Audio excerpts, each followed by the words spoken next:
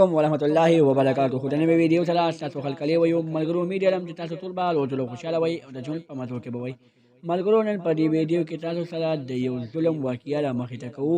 چې یو ظالم زوی را پاڅېدلی دی او خپله مور یې ډېره بېدردۍ سره قتل کړې ده. اخر په څه وجه که چېرې تاسو د دې پوره معلومات نه ځان خبرول غواړئ که اوسه پورې چا زموږ د چینل مخه نه وي سبسکرایب کړي زموږ د چینل مخه سبسکرایب کړئ د لایک نشان ورڅخه مخه ووهئ چې زموږ هر یوه نوې معلوماتي ویډیو تاسو ته په اسانۍ سره میلاویږي. دوستانو د ویډیو کتلو مخکې تاسو ته دا یادګرنه وکړو چې دا واقعه په پخارپوره ګلاباد پېښور کې رامخې ته شوې ده چې یو زوی را پاڅېدلی دی او خپله مور یې ډېره بېدردۍ سره قتل کړې ده. دوستانو مور هغه هستي ده چې مونږ وغواړو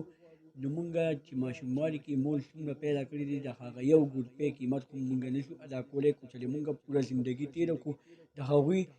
ښه خدمت وکړو خو مونږ به د هغه یو ګوډ پی خو خدمت ادا نه کړو. دوستانو خو همدغرنګې یو ظالم را پاڅېدلی دی او خپله مور یې ډېره بېدردۍ سره قتل کړې ده او هغه هم د یو ښځې په سر چې ښځې ورته غوږونه ډک کړي وو ښځې ورته شیطانۍ کړې وو نو بیا خاوند کوڅه شوی و او د ښځې په سر یې خپله مور ډېره بېدردۍ سره قتل کړه. خو چې کله یې مور قتل کړه په موقع باندې پولیس ورغلل پولیسو ګرفتار کړو د ومنله او چې دا ما قتل کړې ده. چې بیا کله دا مور یې قتل شوه د هغې نه بعد بیا ډېره تیزه زلزله راغله الله تعالی خفه شو الله تعالی وویلې چې دا هغه زامن دي چې دې مور به ورسره په ماشوموالي کې څومره خوارۍ کړې وي دې مور به ورسره په ماشوموالي کې څومره سختې تېرې کړې وي خو دا هغه بچي دي چې دا هغه سختې نه یادوي هغه خوارۍ نه یادوي او نن یو مور د یو ښځې په سر وژني. دوستانو همدغرنګې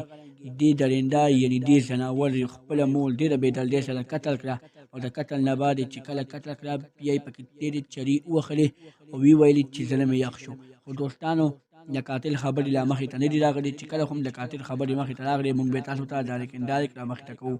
که زموږ دا ویډیو هم خوښه شوې وي زموږ د چینل مخه سبسکرایب کړئ د لایک نشان ورڅخه مخه ووهئ چې زموږ هر یوه نوې معلوماتي ویډیو تاسو ته په اسانۍ سره میلاویږي. والسلام.